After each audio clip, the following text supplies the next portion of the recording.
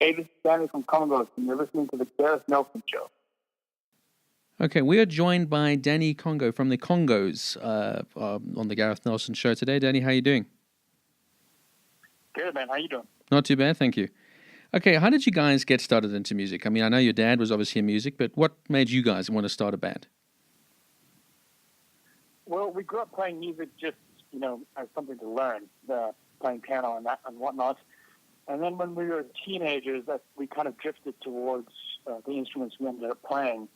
And initially, I was on drums and Jesse was on guitar, and we were all kind of mixed about. But then we settled into our current lineup, and we didn't want to get real jobs, so we thought, well, let's give this a go.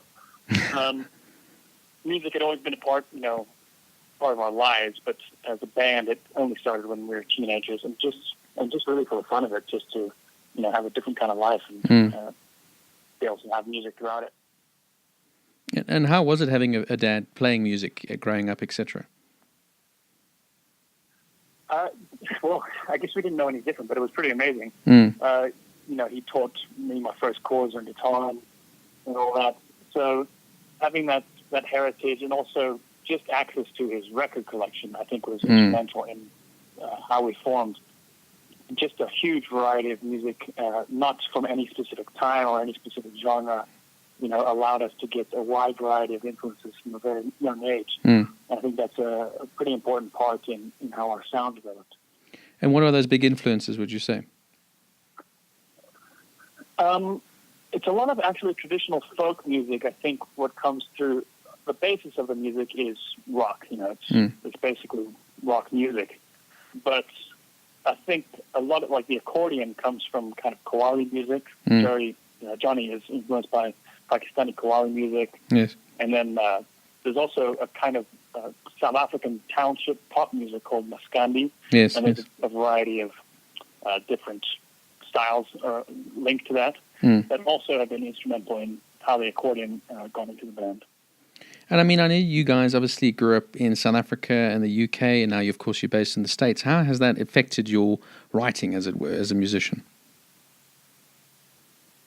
It's hard to say, because whatever influences the song can be quite random. Yes. And I think one thing that it's done is through a dissolution of influence. When you move countries and all that, you don't get stuck in one kind of scene, or you don't get too attached to one kind of music or whatever's going on in your town. Even when we were growing up in Phoenix, it wasn't LA or New York.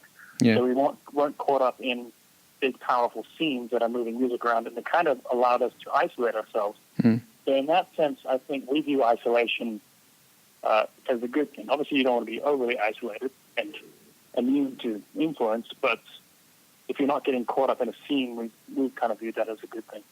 And what inspires you as a songwriter? I mean, what is it? Just daily occurrences, things that have happened in your life, other people's lives, etc.? I think it's just daily life, but oftentimes it's something will gestate. You're not really aware. Something may have happened 6-9 months ago, and then it comes out of the song later. So that's part of it, but it's just general life. Yeah, anything emotionally based is going to find its way into a song as long as it's consistently writing. And stirs something up, as it were, in the writing loins, as it were. Yes, I think it really is something that festers or seeds, that grows. Sometimes I've been writing and I didn't realize what was the source of the song until a distant memory, came to me later. But it could be anything. It could be anything from tour life to just everyday life to something you've seen, people you don't know, anything, really. And what do you think of the current sort of state of music in the world at the moment? Do you think there's a sort of shift away from, can I say, guitar-based rock music, as it were, more through to hip-hop and dance music, as it were? Yeah, definitely. I mean, at least in the last few years, it's ramped up. I think it has been slowly shifting that way for, a decade or maybe 15 years. But in the last 2 years, you can really feel a move away from guitar and band-based music. It could be a temporary. It'll probably swing back, a little bit. But I think that the guitar like all instruments, is subject to time. So it's going to lose its influence. It's not anymore. Rock and roll was the devil's music when it started, and distorted guitar was everything that departed from everything traditional. And a guitar can't perpetually be departing from what's traditional. Eventually, it's going to become traditional. So yeah, I think it's natural enough. Now, if a youngster came to you now and said, "I want to be the next big musician, as it were," what would your advice be to them?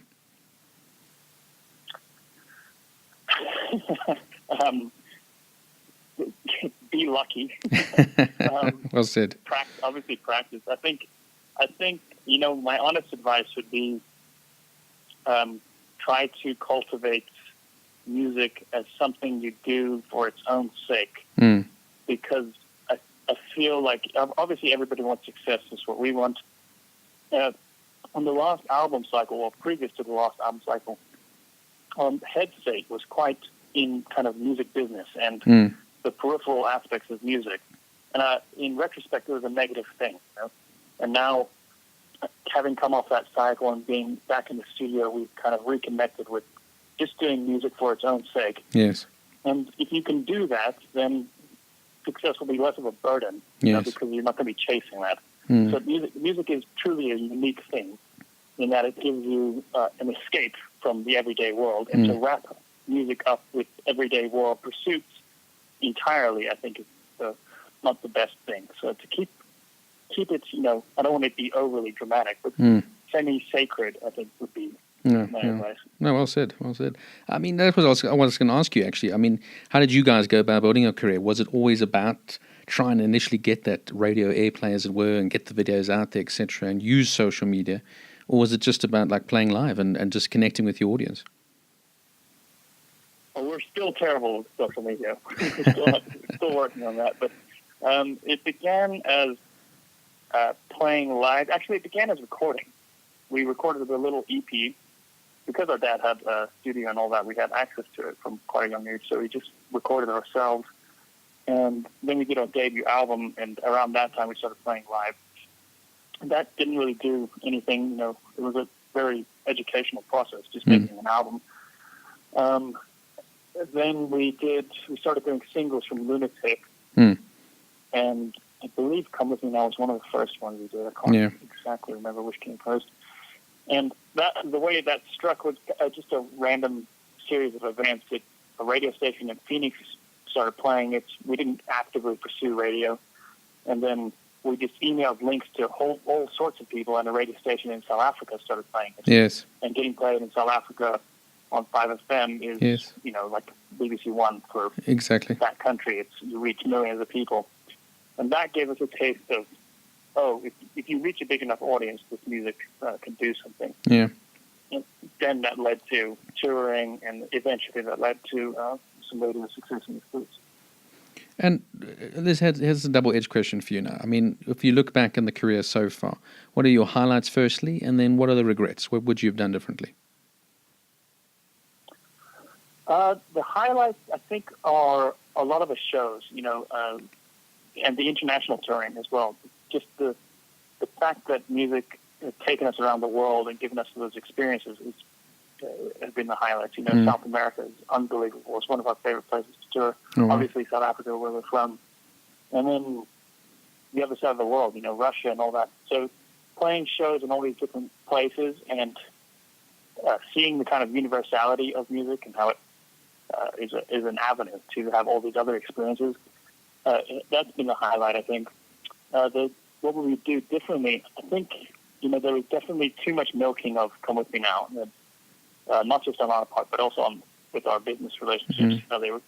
They saw a kind of golden goose and pursued that at the expense of the overall picture of the band, which is, we're all songwriters and we all have a lot more we're going to emphasize. Yes. So I think in retrospect, we would have had a much more broad approach to the development of the band.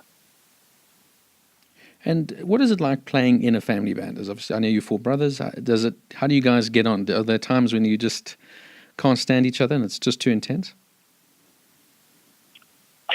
Yeah, it's Definitely that. We don't know any different. You know, we two of the older guys played in jazz combos and stuff when they were in university, but otherwise it's basically been us.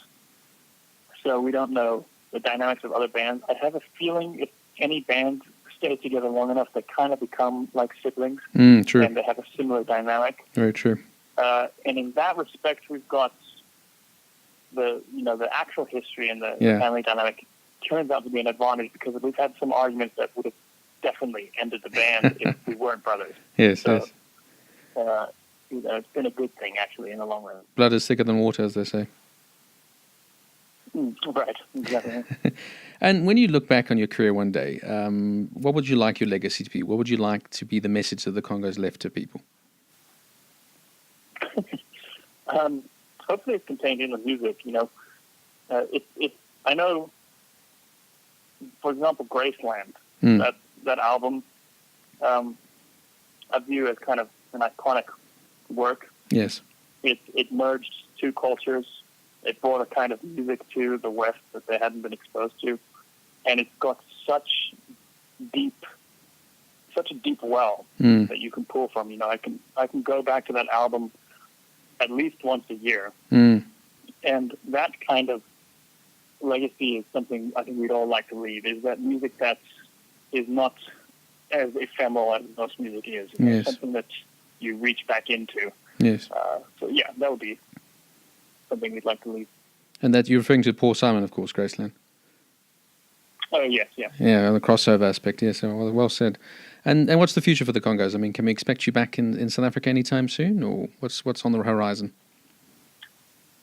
We don't have any solid plans right now. We're finishing up another record, a docu-series, but I would say either end of this year or next year, but likely next year, yeah. Okay, cool. Well, we'll definitely look out in the press for that.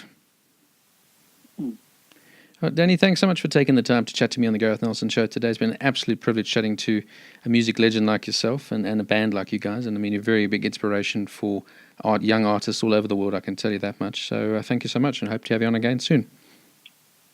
Yeah, thanks, Gareth.